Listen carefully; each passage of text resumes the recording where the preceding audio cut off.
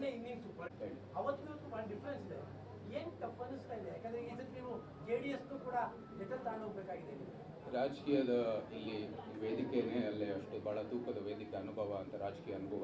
ಅವರೆಲ್ಲರ ಸಲಹೆ ಮತ್ತು ಸಹಕಾರದೊಂದಿಗೆ ಆ ಎಲ್ಲ ರಾಜಕೀಯ ಪ್ರಶ್ನೆಗಳನ್ನು ನಾವು ಪರಿಹರಿಸ್ತಾ ಮುಂದುವರಿತೀವಿ. ಅದೆಲ್ಲನೂ ರಾಜಕೀಯ ಮಾಡೋದು ಆ ಅನುಭವಗಳನ್ನು ಇಲ್ಲಿರುವ ಎಲ್ಲ ಅನುಭವವನ್ನು ನಾವು ಮುಂದುವರಿತೀವಿ.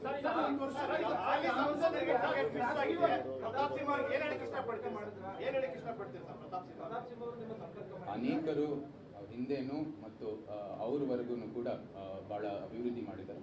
ಅವರ ಈ ಟರ್ಮಲ್ಲೂ ಕೂಡ ಅವರನ್ನು ಕೂಡ ನಮಗೆ ಎಲ್ಲರಿಗೂ ಗೊತ್ತಿದ್ದಾರೆ. ನಿಮ್ಮ ರಿಪೋರ್ಟ್ ಕಾರ್ಡ್ ಮೂಲಕ ಎಲ್ಲ ಹಂಚ್ಕೊಂಡಿದ್ದಾರೆ. ಎಷ್ಟೊಂದು ಅಭಿವೃದ್ಧಿ ಕೆಲಸ ಮಾಡಿದ್ದಾರೆ. ಒಂದು ಒಳ್ಳೆಯ ಅಡಿಪಾಯ ನೆಟ್ಟಿದ್ದಾರೆ ಮೈಸೂರಿಗೆ. ಅದನ್ನು ಕೂಡ ಮುಂದುವರಿತೀವಿ. ಅವರ ಸಹಾಯ ಯಾವಾಗಲೂ ಬೇಕಾಗಿದೆ. ಮಾಡಿರೋ ಕೆಲಸನೂ ಕೂಡ ಮುಂದುವರಿತೀವಿ.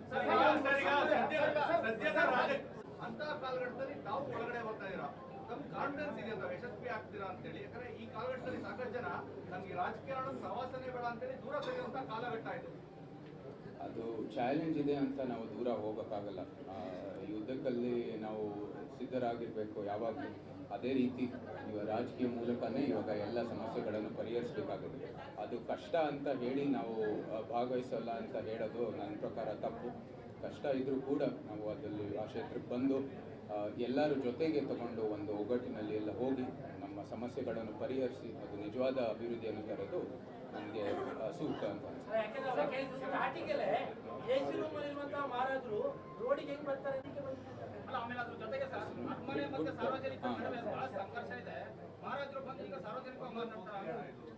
ಒಂದು ನಿಮಿಷ. ಮೊದಲೇ ಕ್ವೆಶನ್ನು AC ರೂಮ್ ಬಿಟ್ಟು ಹೋಗೋದು ಏನು ಕಷ್ಟದ ವಿಷಯ ಅಲ್ಲ. ನಾನು ಮಾಡಬೇಕಾಗಿದೆ. ಸಾರ್ವಜನಿಕ ಸ್ಥಳಕ್ಕೆ ಬಂದಾಗ ಸಾರ್ವಜನಿಕ ಒಂದು ಜವಾಬ್ದಾರಿಗಳು ಏನೇನಿದೆ ಅದನ್ನ ಮಾಡಲೇಬೇಕು. ಅದರಲ್ಲಿ ಏನು ಎರಡು ಪ್ರಶ್ನೆನೂ ಇಲ್ಲ. ಮಾಡ್ತೀನಿ.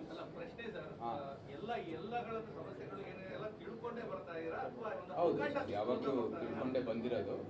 ನಾನು ಸುಮ್ಮನೆ ಇದು ಅವಕಾಶ ಇದೆ ಅಂತ ನಾನು ಸುಮ್ಮನೆ ಬರ್ತಾ ಇಲ್ಲ. ಇದು ಭಾಳ ಯೋಚನೆ ಮಾಡಿ ಮುಂದೆ ಬರ್ತಾ ಇರೋದು. ಮತ್ತು ಅದು ನಿಮ್ಮ ಎರಡನೇ ಪ್ರಶ್ನೆಗೂ ಕೂಡ ಅದು ಕಾನೂನು ಚೌಕಟ್ಟಲ್ಲಿ ಏನೇನು ಸಮಸ್ಯೆಗಳಿದೆ ಅದು ಮುಂದುವರಿತಾ ಹೋಗುತ್ತೆ. ಅದು ಯಾವ ರೀತಿ ನ್ಯಾಯಾಲಯದಲ್ಲಿ ಆದೇಶ ಬರುತ್ತೆ ಅದು ನಾವು ನಿರ್ಧಾರ ಇಲ್ಲ.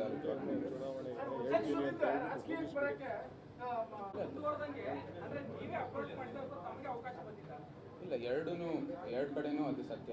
ಅದು ಡ್ಯೂ ಪ್ರೋಸೆಸ್ ಅಭ್ಯರ್ಥಿನಾಗಿ ಹೇಗೆ ಅದು ಮುಂದುವರಿಬೇಕಾದ್ರು ಅದೇ ರೀತಿ ಆಗಿದೆ. ಎರಡು ಕಡೆಯಂದು ಕೂಡ ಒಂದು ಸೂಚನೆ ಇತ್ತು, ಇಂಥ ಒಂದು ಅವಕಾಶ ಇದೆ ಅಂತ. ಸೊ ಅದಕ್ಕಾಗಿ ಅಭ್ಯರ್ಥಿಯಾಗಿ ಒಂದು ಆಕಾಂಕ್ಷಿಗಳಾಗುತ್ತೆ.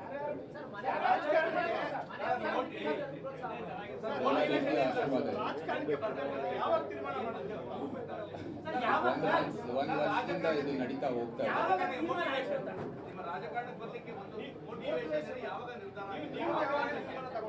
ಸುಮಾರು ಇದು 1-2 ತಿಂಗಳಿಂದ ಇದೇ ರೀತಿ ಇದೆ.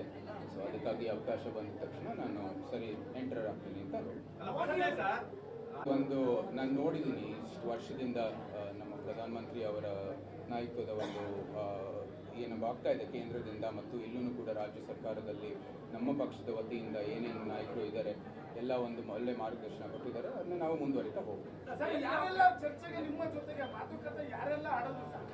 ಎಲ್ಲ ಅದು ಡ್ಯೂ ಪ್ರೋಸೆಸ್ ಅಲ್ಲೇ ಏನೇನು ನಡೀಬೇಕು ಅಲ್ಲ.